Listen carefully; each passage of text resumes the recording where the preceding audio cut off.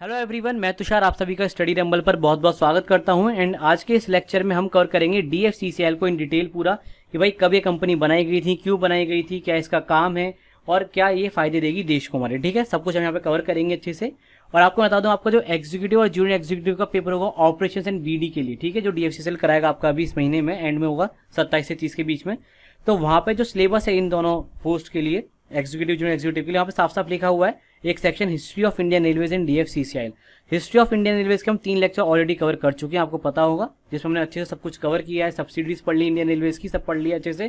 तो अगर आपने वो सेशन नहीं देखे जाके देख लीजिए। इसके अलावा आपका एक और सेशन आएगा अभी history of Indian railways and DFCCL के ऊपर, जिसमें हम मिसलेनियस सब कुछ कवर करेंगे, लाइक इंपॉर्टेंट ट्रेन आपके, इंपॉर्टेंट इवेंट्स जो बचे गए हैं, सब चीज़ यहाँ पे कवर कर लेंगे। ठीक है, इंपॉर्टेंट रूट्स वगैरह, longest route, shortest route, tunnels, bridges, सब कवर कर लेंगे यहाँ पे मिसलेनियस में। ओके, चलिए शुरू करते हैं इस सेशन को विदाउट एनी डिले और कुछ बेसिक से स्टार्ट करते हैं पूरा कि भाई डीएफसीसीएल आपका कब बना, कैसे बना। ठीक है, सो देखिए डीएफसीसीएल यानी dedicated freight corridor corporation of India limited. ठीक है, सो देखिए पहले आपको बता दूं, ये आपकी इंडियन रेलवे की एक सब्सिडरी है। ठीक है, और ये आपका हुआ क्या था कि 2005 के अंदर ना, अप्रैल 2005 के अंदर एक इंडिया जापान समिट हुआ था। ठीक है, तो समिट के अंदर पहली बार ये जो डीएफसीसीएल पूरा प्रोजेक्ट है इसके बारे में बात करी गई। क्योंकि देखिए हुआ क्या था, मैं आपको बताता हूँ, आप पहले जरा समझिए क्यों एकदम से बातचीत करने लगे हम इस बारे में। हुआ क्या, जब हमारा देश आज़ाद हुआ 1950-51 की बात बता रहा हूँ, तब हमारा जो 82 to 83% था, 82 to 83% जो हमारा गुड्स वगैरह यहाँ से वहाँ ट्रांसफर होते थे वो रेलवेज करता था। ठीक है, मतलब इतना परसेंट रेलवेज का शेयर था। ओवर द टाइम जैसे जैसे आगे बढ़ा, आप बोलोगे यहाँ पर इस वक्त रेलवेज एक साधन था, तो ठीक है मान लिया। पर जैसे हम आगे बढ़ी ना, आप देखेंगे, आप 2011 से 12 के बीच में एक रिपोर्ट आई थी। ठीक है, वहाँ पे आप देखेंगे कुल 35% ही शेयर रह गया। अभी बीच में हल्का सा बढ़ा था, फिर कम, फिर से कम हो गया। ठीक है, 33 पे आ गया था। तो जो गुड्स ट्रांसफर हो रहे हैं वहाँ पे जो रेलवेज की भागीदारी है वो केवल 35% है आज के टाइम में, मतलब 30% के अराउंड ही है। और जब हमारा देश आज़ाद हुआ तब थी 82 to 83%। आप बोलेंगे भैया अब क्या ट्रांसपोर्टेशन के साधन बढ़ गए, एयरवेज आ गया और भी रोड्स अच्छे हो गए, मैं मानता हूँ बिल्कुल भाई सही बात है। तब भी एटलीस्ट रेलवेज का 50% होना चाहिए था, क्योंकि रेलवेज का नेटवर्क बहुत बड़ा है। ठीक है, तो 50% होना चाहिए था, बट अब नहीं है।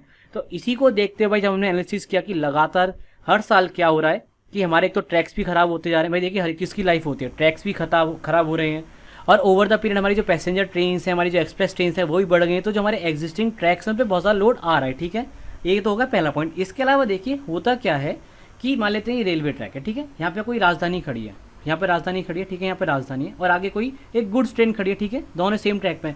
तो करते क्या है भाई जनरली कि इस गुड्स ट्रेन को रोक देंगे और राजधानी को पास करवा देंगे, क्योंकि ये पैसेंजर ट्रेन है, भाई पैसेंजर्स को टाइम से पहुंचाना है, लेकिन गुड्स टाइम से नहीं पहुंच पाता इस वजह से। तो होता क्या भाई, कई बार ऐसा देखने को मिलता है कि गुड्स ट्रेन पूरे 24-24 घंटे खड़ी रह गई भाई ट्रेन को पास कराने के चक्कर में। तो ये सारी प्रॉब्लम्स थी हमारे एग्जिस्टिंग सिस्टम में। तो इन्हीं सबको देखते हुए ये डिसाइड किया गया कि हम क्या करेंगे, डेडिकेटेड फ्रेट कॉरिडोर्स बनाएंगे। वो होगा क्या कि ये जो ट्रैक्स हैं इन्हीं के पैरेलल हम ट्रैक्स बिछा देंगे, और होगा क्या, इन ट्रैक्स पे चलेंगी पैसेंजर ट्रेन, इस पर चलेंगी हमारी फ्रेट ट्रेन या फिर गुड्स ट्रेन। ठीक है, ये हमने फैसला लिया। तो हुआ क्या, इन 2006 हमने डीएफसीसीएल को इस्टेब्लिश किया। ठीक है, यानी dedicated freight corridor corporation of India limited को हमने इस्टेब्लिश किया ऑन 30 अक्टूबर। और देखिए इसका हेडक्वार्टर मिलेगा आपको न्यू दिल्ली के अंदर। और देखिए अभी हाल ही में इसके, मतलब अभी जो मैनेजिंग डायरेक्टर है इसके वहाँ आपके रविंद्र कुमार जैन, और इसकी जो चेयरमैन की सीट है वो वैकेंट पड़ी है। ठीक है, चेयरमैन कोई भी नहीं है इसका।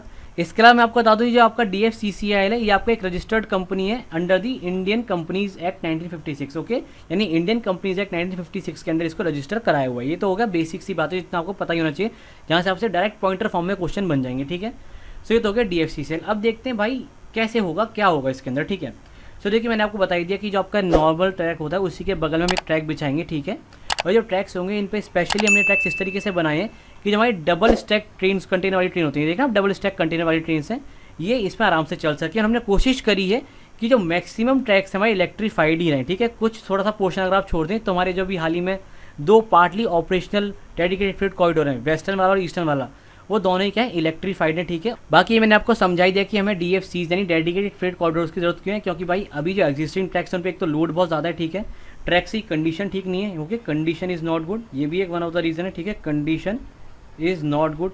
और जो टाइम है, ठीक है, वो बहुत ज़्यादा लगता है। ठीक है, तो टाइम ज़्यादा लगता है। ठीक है, time is more in delivering goods. ठीक है, ये ज़्यादा लगता है। तो इन सब के ऐसे में ज़रूरत है डीएफसीज के, डेडिकेटेड फ्रेट कॉरिडोर्स की, जहाँ पे क्या होगा केवल माल गाड़ियाँ ही चलेंगी। ओके, और बाकी इस तरीके से हमारा प्लान है कि हम इस तरीके से क्या करेंगे, डबल डेकर ट्रेन को रन कराएंगे डबल ट्रैकर कंटेनर ट्रेन को रन कराएंगे, इनको हम बोलते हैं डबल स्टैक ट्रेन। ओके, इनको रन कराएंगे सो दैट क्या होगा, इससे आपकी जो कैपेसिटी है गुड्स को ट्रांसफ़र करने की ये भी बढ़ जाएगी और हम ज़्यादा गुड्स एक बार में डिलीवर कर पाएंगे। ठीक है, यानी आप जब खुद ही सोचिए, जब ये ट्रेन डबल ऐसे कंटेनर्स को लेके चलेगी तो ऑब्वियसली डबल कैपेसिटी से चल रही है अपनी, और स्पीड भी ज़्यादा होगी क्योंकि भाई पूरा ट्रैक इन्हीं के लिए बनाया गया है। तो ऑब्वियसली कम टाइम के अंदर हम ज़्यादा गुड्स डिलीवर कर पाएंगे। इससे क्या होगा, कॉस्ट ऑफ ट्रांसपोर्टेशन भी कम हो जाएगी, टाइम ऑफ ट्रांसपोर्टेशन कम हो जाएगा।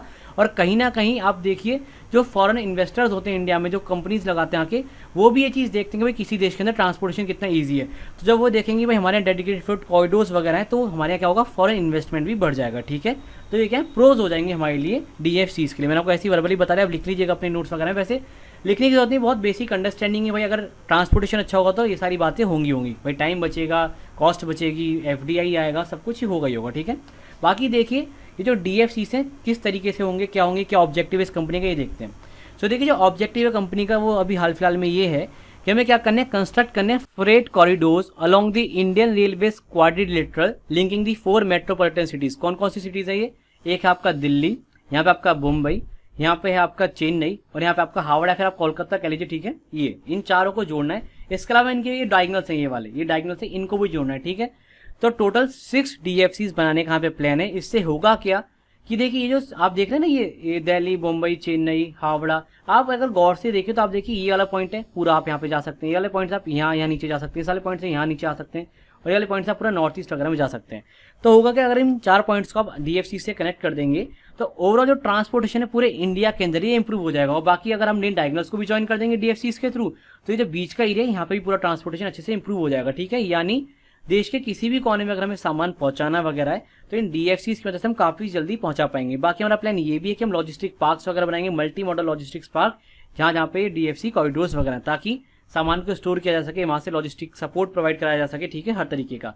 तो देखिए, जो DFCs बनेंगे, 6 DFCs की बात हो रही है यहाँ पे। एक होगा आपका दिल्ली मुंबई वाला, मुंबई से आपका चेन्नई वाला, फिर चेन्नई से आपका हावड़ा, और आपका हो जाएगा एक दिल्ली से लेके हावड़ा वाला। ठीक है, सो ये आपके 6 DFCs बनेंगे। और प्लान ये है कि ये जो DFCs की लेंथ हम टोटल कवर कर रहे हैं, टोटल रूट जो लेंथ है वो है आपकी 10,122 किलोमीटर। तो आप इसको जोड़ के मत देखने लग जाएगा इन सबको, या ये देखिए यहाँ पे जो रूट लेंथ है कि इनको जोड़ के देखेंगे तो गड़बड़ आएगा।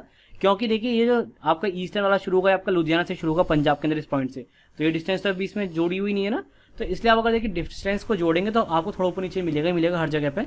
बाकी प्लान ये है कि जो 10,122 किलोमीटर्स की रूट लेंथ है, इसको हमें कवर अप करना है पूरा DFC से। और मैं आपको बता दूँ, ये आपकी 16% ऑफ द रूट है, जो कि कैरी करती है more than 52% of the passenger traffic and 58% of the revenue earning freight traffic. Hindi में समझाता हूँ क्या कहना चाह रहा हूँ मैं इस लाइन से। हिंदी में है कि देखिए, एक तो ये पूरा रूट है ना, ये वाला, ये इंडियन रेलवे का 16% रूट है, ये आप समझ गए, ये 16% रूट है पूरा। ठीक है, ये 16% रूट है, बट ये 16% रूट क्या करता है, 52% ऑफ द पैसेंजर ट्रैफिक को कैरी करता है। ऑब्वियसली यार, लोग दिल्ली से हावड़ा बहुत जाते हैं, दिल्ली से मुंबई बहुत जाते हैं, तो 52% जो पैसेंजर का ट्रैफिक है वो इन्हीं रूट्स पे चलता है। इसके अलावा जो फ्रेट रेवेन्यू हम जनरेट करते हैं भाई, माल ढुलाई से जो पैसा कमाती है रेलवे, वो भी मेनली इन्हीं रूट्स पे जनरेट कर पाती है, 58% इन्हीं रूट से आता है। तो इसीलिए आप समझ पा रहे होंगे कि DFC हम इन्हीं जगह पे क्यों बना रहे हैं, क्योंकि यहाँ पे लोड बहुत ज़्यादा है। ठीक है, अब मान लीजिए जैसे 58% रेवेन्यू हम यहाँ से जनरेट करते हैं, आप समझ के देखिए, और टाइम हमें बहुत ज़्यादा लगता है ऑब्वियसली, क्योंकि भाई पैसेंजर का जो यहाँ पे लोड है वो बहुत ज़्यादा है। जब 52% लोड इन्हीं जगहों पे है तो ऑब्वियसली यहीं पे बनाएंगे। तो होगा क्या, जब DFCs यहाँ पे बन जाएंगे इनके यहाँ पे पैरेलली जो नॉर्मल हमारे रूट्स हैं, तो होगा क्या कि जो ये लोड है हमारा, जो कि पैसेंजर का और फ्रेट का एक ही ट्रैक्स पे, इन्हीं ट्रैक्स पे चला है, सेम ट्रैक्स पर है, वो बट जाएगा। फ्रेट वाले ट्रैक्स पे चलेंगी, पैसेंजर वाले ट्रेन पे चलेंगी। तो होगा क्या इससे कि जो टाइम है एक तो वो बढ़ जाएगा, जो स्पीड है वो बढ़ जाएगी। आपको पता होगा जो एवरेज स्पीड आती है अभी इंडियन गुड्स ट्रेन की, वो अंडर 30 to 40 किलोमीटर की रेंज के बीच में चल रही है। बट ऐसा कहा जा रहा है कि जैसे ही ये फ्रेट कॉरिडोर्स बनकर तैयार हो जाएंगे तो हमारी 60 to 75 पे एक एवरेज स्पीड आ जाएगी इन दीज फ्रेट कॉरिडोर्स। ठीक है, ये जो ट्रैक्स बनेंगे फ्रेट कॉरिडोर्स के, जो कि अभी एग्जिस्टिंग में 30 to 40 है।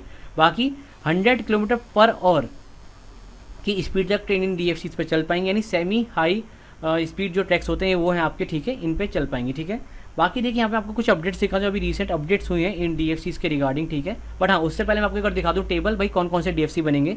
सो देखिए यहाँ पे जो ग्रीन बैकग्राउंड है ना, ऊपर के शुरू के दो जो है वेस्टर्न डेडिकेटेड फ्रेट कॉरिडोर, जो है आपका ईस्टर्न डेडिकेटेड फ्रेट कॉरिडोर, ये दोनों ये अभी आपके पार्टली ऑपरेशनल है। उनकी देखिए लेंथ क्या है, 1504 किलोमीटर और 1873 किलोमीटर। ठीक है, ये इनकी लेंथ है और ये पार्टली ऑपरेशनल है। अब देखिए पार्टली ऑपरेशनल है तो आपको पता होना चाहिए कहाँ से शुरू होते हैं कहाँ खत्म होते हैं। तो आपका जो WDFC यानी वेस्टर्न डेडिकेटेड फ्रेट कॉरिडोर है आपका दादरी से शुरू होता है, ठीक है, ये यूपी के अंदर है।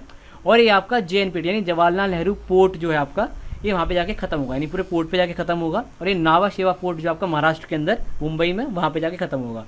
इसके अलावा देखिए आपका जो EDFC यानी ईस्टर्न डेडिकेटेड फ्रेट कॉरिडोर, ये आपका भैया पार्टली ऑपरेशनल मैंने बताई दिया, लुधियाना से शुरू होगा पंजाब के अंदर, और ये दनकुनी ये आपका कोलकाता पे है, ठीक है, वहाँ पे जाके एंड हो जाएगा, ठीक है। ये हो गया आपके ये 2 फ्रेट कॉरिडोर जो कि अभी ऑपरेशनल है। बाकी इसके अलावा देखिए जो ब्लू में है ये आपका eastern west dedicated freight corridor हो गया, ठीक है, जो बीच में डायगोनल बनेगा।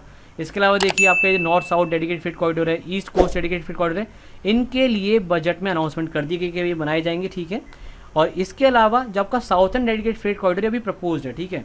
बाकी इनकी लेंथ इतनी इंपॉर्टेंट है क्योंकि अभी ये बनने शुरू होंगे, ठीक है। तो बाकी जो बन गए हैं या वो जो बन रहे हैं उनकी लेंथ आप ध्यान रखेंगे। 1504 वाला आपका WDFC और EDFC यानी ईस्टर्न डेडिकेटेड फ्रेट कॉरिडोर आपका 1873 किलोमीटर्स का, ठीक है। चलिए आगे चलते हैं और कुछ मैं आपको अभी रिसेंट अपडेट्स जो है 2-3 सालों में वो दिखा देता हूँ। सो देखिए 2019 में अक्टूबर के महीने में क्या हुआ था, ट्रायल रन लिया गया खुजरान भदान सेक्शन का। एक खुजरा भदान सेक्शन बेसिकली EDFC का जो ट्रैक है उसका एक पार्ट है 194 किलोमीटर का। तो यहाँ पे एक ट्रायल रन लिया गया, ट्रेन को चला के देखा गया भाई हाई स्पीड में चल रही नहीं चल रही, डबल स्टैक ट्रेन चल रही नहीं चल रही, इंजन वगैरह की पावर वगैरह से सब टेस्टिंग करी गई। इसके अलावा अगेन दिसंबर 2019 के अंदर एक ट्रायल रन लिया गया रेवाड़ी मदार सेक्शन में, WDFC का जो सेक्शन है यानी वेस्टर्न डेडिकेटेड फ्रेट कॉरिडोर का सेक्शन है, 306 किलोमीटर का सेक्शन था पूरा, ठीक है, अच्छा खासा सेक्शन था, यहाँ पे इसका टेस्ट किया गया। इसके अलावा देखिए दिसंबर 2020 के अंदर 1 साल बाद लगभग मान लीजिए खुजरा भोजपुर सेक्शन, ये बदान से आगे पड़ेगा भोजपुर आपका, ये 351 किलोमीटर का सेक्शन था EDFC का। इसको इनॉग्रेट कर दिया गया ऑनरेबल प्राइम मिनिस्टर के द्वारा, हमारे नरेंद्र मोदी जी के द्वारा, यानी ये सेक्शन पूरा चालू हो चुका है, यहाँ पे ट्रेन दौड़ रही हैं आराम से। और इसी के साथ साथ जनवरी 2021 के अंदर हमारे प्राइम मिनिस्टर नरेंद्र मोदी जी ने रेवाड़ी मदार सेक्शन को भी ओपन कर दिया कि आपका 306 किलोमीटर का WDFC का सेक्शन है, ठीक है। तो आप एक चीज़ नोटिस कर रहे हैं कि दोनों जो हमारे EDFC और WDFC एक साथ ग्रोथ कर रहे हैं, ठीक है। इधर कुछ काम होता है तो इधर भी काम होता है, ऐसा नहीं कि भाई एक ही पे काम चल रहा है, दोनों पे एक साथ काम चल रहा है। और 2022 तक हमने कोशिश करनी है कि पूरे जो हमारे सेक्शन है दोनों शुरू हो जाए, ठीक है। ये जो हमारे EDFC और WDFC है पूरी तरीके से ऑपरेशन हो जाए, हमारी कोशिश है, ठीक है। इसके अलावा देखिए मार्च 2021 के अंदर क्या किया गया है, जो ट्रायल रन होता है फ्रेट ट्रेन का मदार से लेके न्यू पालनपुर सेक्शन जो कि आपका 353 किलोमीटर का सेक्शन है WDFC के अंदर, इसको कंडक्ट कराया गया था। और इसके अलावा आपका एक इलेक्ट्रिक लोकोमोटिव का क्या कहते हैं जो ट्रायल रन था इसको भी कंडक्ट कराया गया था इन गंज ख्वाजा से लेके चिराइल पुत्थू सेक्शन था, ठीक है, जो कि आपका 100 किलोमीटर का EDFC का सेक्शन है, ठीक है। ये ईस्टर्न वाला सेक्शन है। अभी देखिए आप चिंता मत करिए, आप सोचेंगे भाई कहाँ पर है लोकेशन, आपको मैप में सब दिखा दूंगा, उसके आप चिंता मत करिए।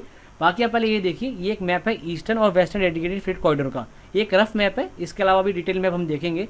तो देखिए ये आप देख रहे हैं रेड लाइन, ये जो रेड लाइन है ये है आपकी ईस्टर्न डेडिकेटेड फ्रेट कॉरिडोर, आपकी लुधियाना से शुरू हो रहा है, देखो ये लुधियाना से शुरू हो रहा है यहाँ पे, और आपका दनकुनी कोलकाता में जाके खत्म हो रहा है, ठीक है। इसके अलावा आप देखिए जो आपका वेस्टर्न डेडिकेटेड फ्रेट कॉरिडोर है ये आपका यहाँ पे दादरी से शुरू हो रहा है। अच्छा देखिए मैं आपको थोड़ा और अच्छे से क्लैरिटी दिखाता हूँ, आप देखेंगे बहुत, अगर मैं इसको जूम कर पाऊँगा तो मैं आपको जूम करके दिखा देता हूँ एक बार, ये मैं जूम इन करता हूँ, ठीक है। तो इस सेक्शन को जूम इन करो, आप देखिए गौर से देखिए, तो ये जो आप देख पा रहे हैं यहाँ पे ये है अपना खुर्जा, ठीक है, खुर्जा देख रहे हैं यहाँ पे, और यहाँ पे आपका देखिए नहीं जूम आउट हो गया, मैं फिर से जूम इन करता हूँ आपके लिए, और यहाँ पे देखिए आपका दादरी, ये दादरी दिख रहा है और ये खुर्जा दिख रहा है, देखिए दोनों के बीच थोड़ा सा गैप है, तो इन दोनों को ज्वाइन करने के लिए भी ना अराउंड 40 to 50 किलोमीटर का एक सेक्शन बनाया गया है, जिससे क्या हो सके कि WDFC पर कोई ट्रेन है या कोई माल अगर हमें भेजना है इधर की तरफ मुगल सराय की तरफ कानपुर की तरफ, तो क्या करेगी ट्रेन इस सेक्शन पे आ जाएगी। मान लेते तो कोई रेवाड़ी के पास है सामान, तो हमें यहाँ पे भेजना है कानपुर, तो सीधे क्या करेगी ये वेस्टर्न डेडिकेटेड फ्रेट कॉरिडोर से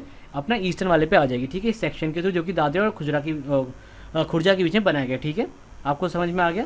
बाकी इसके अलावा देखिए जो आपका वेस्टर्न डेडिकेटेड फ्रेट कॉरिडोर ये आपका 1499 किलोमीटर का है जो अभी बन चुका है, ठीक है, ये वाला, और जो आपका ईस्टर्न वाला है 1839 किलोमीटर का। देखिए किलोमीटर्स थोड़े बहुत ऊपर नीचे आपको मिलेंगे जगह जगह पे, क्योंकि कहीं पे देखिए क्या कर रखा है, ये आपका दिल्ली से लेंथ नाप रखे EDFC, कहीं पर लुधियाना से लेंथ नापी है, ऐसी कहीं कहीं पर खुर्जा से लेंथ नापी गई है WDFC, कहीं कहीं पर दादरी से नापी गई, ठीक है। इसलिए थोड़ा बहुत आपको यहाँ पे मिल जाएगा डिफरेंस दिखने को थोड़े बहुत किलोमीटर्स का, ठीक है, 100 या 150 किलोमीटर के आसपास का कहीं कहीं पर। इसके अलावा देखिए अब हम डिटेल में देखते हैं EDFC और WDFC के रूट्स को। सो देखिए पहले देखते हैं वेस्टर्न डेडिकेटेड फ्रेट कॉरिडोर को। तो देखिए आपका जो WDFC आपको टोटल 5 स्टेट से पास होता है, हो सकता है सीधे एग्जाम में क्वेश्चन बने कि बताओ भाई WDFC कितने स्टेट से पास होता है, तो 5 स्टेट से पास होता है, हरियाणा, राजस्थान, गुजरात, महाराष्ट्र और उत्तर प्रदेश, इन 5 स्टेट से पास होता है। और देखिए टोटल डिस्टेंस यहाँ पे देखिए जैसे 1504 किलोमीटर, क्योंकि उन्होंने थोड़ा सा डिस्टेंस और पीछे का से काउंट किया, ठीक है। रेवाड़ी से भी देखिए पीछे से काउंट करें डिस्टेंस, ठीक है। तो इसलिए ये आपका 1504 किलोमीटर हो गया, ओके। बाकी देखिए यहाँ से रेवाड़ी से पूरा ये आप देख रहे हैं मुंबई तक, ये पूरा है। मुंबई में आपका JNPT यहाँ से मतलब यहाँ तक का ये पूरा आपका ये western dedicated freight corridor, okay. बाकी दादर से शुरू होता है पूरा, यहाँ पे दादर से शुरू होता है, ठीक है। इसके अलावा देखिए अगर आप पढ़ना चाहते हैं बीच में कहाँ से गुजर रहा है, तो आप देख लीजिए यहाँ पे दादरी उत्तर प्रदेश से तो शुरू है, नियर दिल्ली के पास है। इसके अलावा आप देखिए लाइन बिटवीन दादरी रेवाड़ी है ही, ठीक है, जो कि एग्जिस्टिंग रेल लाइन के पीछे चल रही है। इसके अलावा नरनौल श्री माधोपुर हो गया आपका, फिर रेनागुस हो गया, सिकार के पास है ये जगह, ठीक है। इसके अलावा फुलेरा हो गया, मारवाड़ जंक्शन राजस्थान के अंदर, पालनपुर हो गया, अमली रोड हो गया। तो इन सभी जगहों से आपका पास होगा पूरा सेक्शन, ठीक है। और देखिए जगह जगह पे क्या किए जा रहे हैं, अभी आपको पता होगा मल्टी मॉडल लॉजिस्टिक्स पार्क बनाए जा रहे हैं।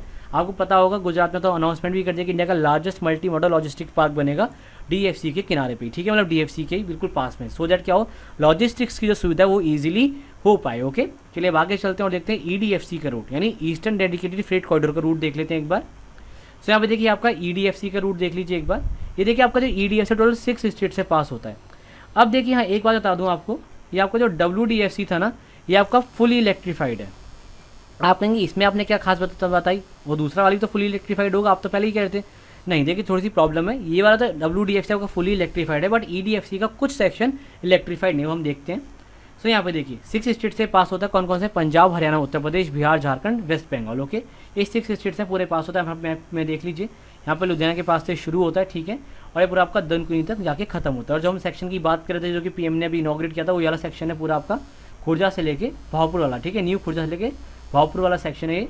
यहाँ पे अभी PM ने इसको मतलब इनॉग्रेट कर दिया है, शुरू हो चुका है पूरा सेक्शन। इसके अलावा देखिए जब आपका फ्रेट कॉरिडोर है ना आपका, इसकी जो स्टार्टिंग है 447 किलोमीटर से, जो कि लुधियाना दादरी खुर्जा सेक्शन में आपको बताया था। ये आपका ना क्या सिंगल इलेक्ट्रीफाइड ट्रैक है, तो इससे मतलब सिंगल इलेक्ट्रीफाइड है। बाकी इसके आगे का जो ट्रैक है आपका डबल इलेक्ट्रीफाइड ट्रैक है। और इसके अलावा देखिए ये जो सेक्शन है ना आपका EDFC, इसमें जो पेंटोग्राफ जो होता है ट्रेन के ऊपर, आपको देखिए आपको पता होगा इंजन होता है, ठीक है, ये इंजन मान लेते हैं इंजन है। लेकिन आप लोग ऊपर देखा होगा ना ये वायर से जो आपका ऐसे कनेक्ट होता है, इसे बोलते हैं पेंटोग्राफ। तो ये जो पेंटोग्राफ की जो हाइट है यहाँ पे वो भी कम है, तो इससे क्या हो रहा है जो रोरो सर्विस होती है, बताऊंगा क्या होता है रोरो सर्विस, वो भी इस EDFC पे प्रॉपरली लाइक चल नहीं पाएंगी, ठीक है। जबकि WDFC में क्या अच्छी खासी हाइट है पेंटोग्राफ की, तो वहाँ पर रोरो सर्विसेज आराम से चल पाएंगी, और जो आपकी डबल स्टैकर ट्रेन वगैरह वो भी आराम से चल पाएंगी, ठीक है। बाकी देख लीजिए आप, अगर आप पढ़ना चाहते हैं भाई कहाँ से पास होता है तो आप यहाँ पे पढ़ सकते हैं, ऐसे इतना वो इंपॉर्टेंट नहीं है।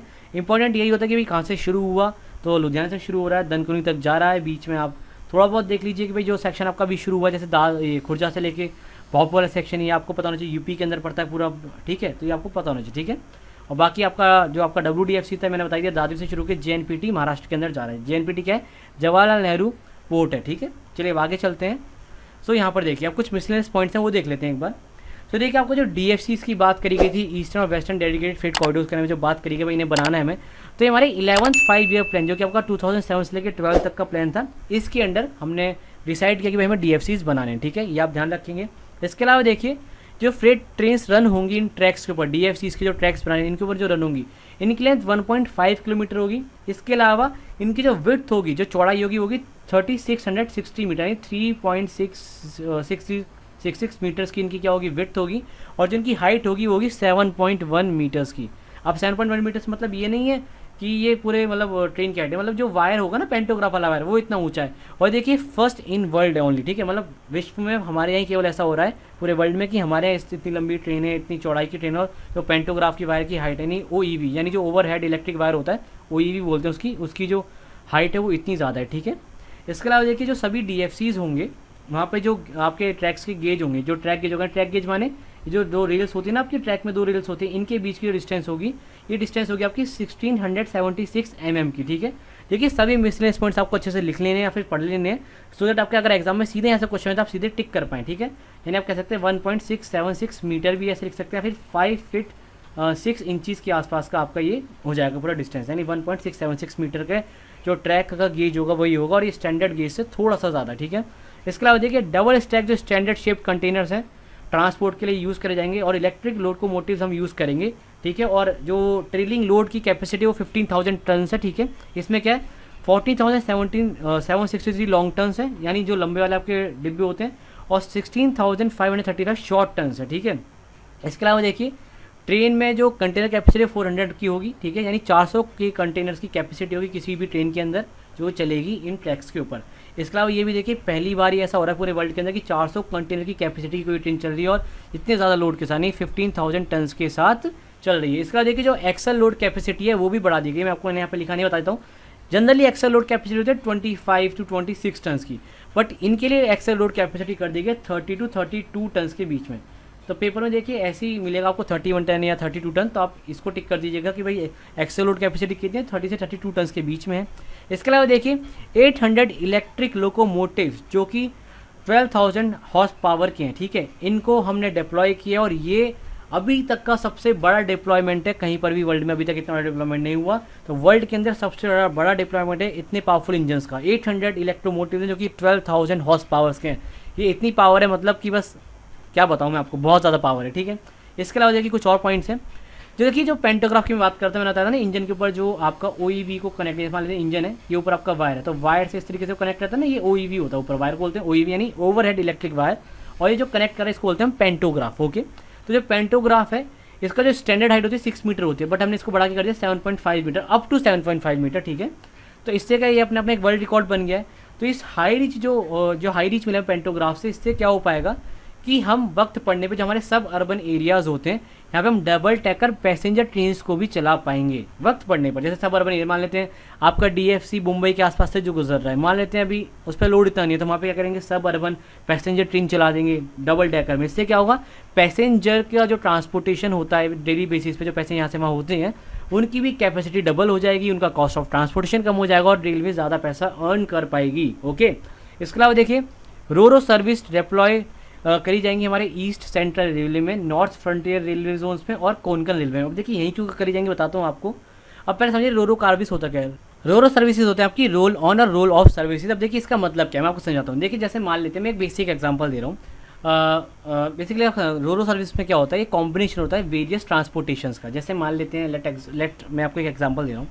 आपने एक चीज़ देखी होगी, जो ऐसे कई सारी जगह हैं दुनिया में, इंडिया में भी एक दो जगह ऐसी हैं जहाँ पे नदी के एक किनारे से दूसरे किनारे पर अगर जाना हो तो यहाँ तक आप बाइक से आ गए, बाइक को आप क्या करोगे, एक शिप पे चढ़ाओगे, फिर नदी के इस किनारे पे चले जाओगे, फिर शिप को अपनी बाइक को उतार लोगे शिप पे से। ये एक टाइप का रोरो सर्विस का एग्जांपल है, ठीक है, समझ गए। तो इस तरीके से होगा क्या, मान लेते हैं कोई व्हीकल है, ये व्हीकल है, ठीक है, इस पर कुछ सामान लदा पड़ा है, ये व्हीकल खुद अपने आप में एक सामान है, ठीक है, इसकी हाइट अपने आप में, जैसे कोई ट्रक मान लेते हैं ना, एक एग्जाम्पल के तौर पर ट्रक ले लेते हैं। तो ट्रक को हम क्या करेंगे, इस पर लाद देंगे, किस पे, लेटेस्ट से ट्रेन के कंटेनर पर लाद दिया। अब ये ट्रेन जहाँ जाएगी ट्रक वहाँ अपने आप पहुँच जाएगा, समझ पा रहे हैं। तो इस तरीके की सर्विस को हम कहते हैं रोरो सर्विस। लेकिन अब देखिए प्रॉब्लम क्या है, ये जो मैं बता रहा था आपको, जो रोरो सर्विस है केवल eastern central railway, north frontier railway और कोंकण रेलवे में क्यों चल पाएगी, क्योंकि देखिए जो आपका ईस्टर्न डेडिकेटेड फ्रेट कॉरिडोर है ना, यहाँ पे जो हाइट है, जो OEV की हाइट है, जो ऊपर आपका जो भी मतलब हाइट तय करी गई है वो 5.1 मीटर्स तय करी गई है, जबकि 7.1 मीटर्स तय करी गई है WDFC के लिए। तो 5.1 मीटर्स इतनी हाइट नहीं है कि आप रोरो सर्विसेज को सस्टेन करा पाएँ, ठीक है। तो इसीलिए EDFC में क्या होगा, आपकी रोरो सर्विसेज नहीं चल पाएंगी। बट ऐसी कोई दुख की बात नहीं है, हमारा जो वेस्टर्न डेडिकेटेड फ्रेट कॉरिडोर, यहाँ पर हमारी रोरो सर्विसेज प्रॉपर्ली चल पाएंगी, सपोर्ट करेगा अच्छे से वेस्टर्न मतलब रोरो सर्विसेज को। और जो हमारा कोंकण रेलवे, आपको बता दूँ, is the only railway zone in India जो कि स्ट्रीमलाइन कर रहा है रोरो सर्विसेज को, ठीक है, स्ट्रीमलाइन तरीके से बिल्कुल मक्खन की तरह से यहाँ पे चल रही है। तो आपसे क्वेश्चन पूछ सकता है कि भाई बताइए कौन सा रेलवे जोन है जो कि रोरो सर्विसेज को स्ट्रीमलाइन तरीके से चला रहा है, तो आपका हो जाएगा कोंकण रेलवे, ठीक है। इसके अलावा देखिए एक और चीज़, जो आपका EDFC यानी ईस्टर्न डेडिकेटेड फ्रेट कॉरिडोर, इनका जो ऑपरेशनल कंट्रोल सेंटर है, ठीक है, ये आपका सिचुएटेड है प्रयागराज के अंदर। पहले इलाहाबाद बोलते हैं इसको, अब इसे प्रयागराज बोलते हैं। और इसे एल्स्टॉम नाम की, जो कि आपकी एक फ्रेंच बेसिकली जो रोलिंग स्टॉक्स होते हैं, जो डिब्बे वगैरह होते हैं वो बनाने वाली कंपनी है, तो इसने इसको बनाया है, ठीक है। एल्स्टॉम ने नाम रखें, ध्यान रखेंगे आप इस कंपनी का। पूछ सकता है सीधे, बताइए भाई जो प्रयागराज में OCC बनाया यानी ऑपरेशनल कंट्रोल सेंटर EDFC का, इसे किसने बनाया, एल्स्टॉम ने बनाया। और ऐसा कहा जा रहा है कि एल्स्टॉम ही WDFC का बनाएगी, और ये 4.2 एकड़ में फैला हुआ है, यानी वन ऑफ द लार्जेस्ट है पूरे इंडिया के अंदर, ठीक है। तो ये सारे देखिए पॉइंट्स से हमारे DFCCL के बारे में। और इससे ज़्यादा देखिए कुछ पूछेगा नहीं, हमने देखिए सब कुछ लगभग डिस्कस ही कर लिया। लाइक ट्रेन की स्पीड क्या रहने वाली है, हाँ ट्रेन की स्पीड बताई थी आपको 100 किलोमीटर/आवर की रहने वाली है, 65 एक जनरल स्पीड मानी जा रही है, ठीक है, इतने पर चलेंगी कम से कम, बाकी 100 मैक्सिमम स्पीड मानी गई है।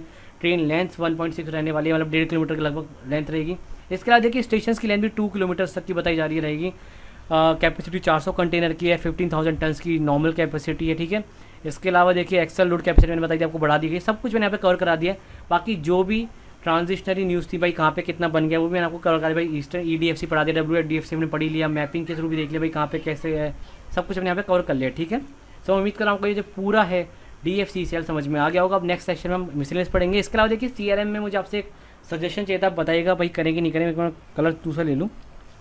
सो देखिए CRM में मैं ये चाह रहा हूँ, देखिए एक तो होता है अभी टॉपिक वाइज पढ़ना भाई, एक टॉपिक पढ़ लें हम। ठीक है, एक होता है सीधे टर्म्स एंड जो आपकी टर्म्स एंड जो भी आपके फैक्ट्स होते हैं उनको पढ़ लेना। ठीक है, तो आप मुझे अगर बता दीजिए आप सीधे टर्म्स एंड फैक्ट्स में आपको पढ़ा दूँ जो कि आपके एग्जाम में सीधे पूछे जाएंगे, या फिर आपको टॉपिक वाइज ही पढ़ाऊँ, जैसे मैंने अब तक पढ़ाया भाई, मॉडल्स पढ़ाए, फिर टाइप्स पढ़ाए, फिर उसकी थ्योरी बताई, तो वही सब पढ़ाऊँ, या फिर आप क्या सीधे बता दीजिए टर्म्स एंड फैक्ट्स। क्योंकि देखिए इस सब के बाद पता है क्या है, टॉपिक जो है ना वो बहुत ज़्यादा डिटेल नहीं, बहुत बेसिक टॉपिक है। जैसे मैंने मान लीजिए data mining, data warehousing ले लिया, वो बस डेफिनेशन है उनकी। ठीक है, data mining, data warehousing, तब एक लेक्चर में केवल डेफिनेशन तो पढ़ेंगे, उसके बाद भी कुछ पढ़ेंगे। तो मैं सोच रहा हूँ केवल टर्म्स ही पढ़ा दूँ मैं आपको, जिससे क्या होगा एक सेशन के अंदर ही हम बहुत सारे टर्म्स को कवर पाएंगे और मिसलेनियस तरीके से कर पाएंगे, बहुत सारी चीज़ें कवर, इसमें आपको ही मज़ा आएगा। तो आप कमेंट सेक्शन में एक बार लिख के ज़रूर बताना आप किस तरीके से आप पढ़ना चाहते हो CRM को आगे। ठीक है, मैं कोशिश करूँगा कि इसी वीक में, क्योंकि आज देखिए थर्सडे हो गया शायद, है ना, थर्सडे है ना, बिल्कुल आज थर्सडे, तो फ्राइडे सैटरडे संडे 3 दिन अभी हमारे पास है।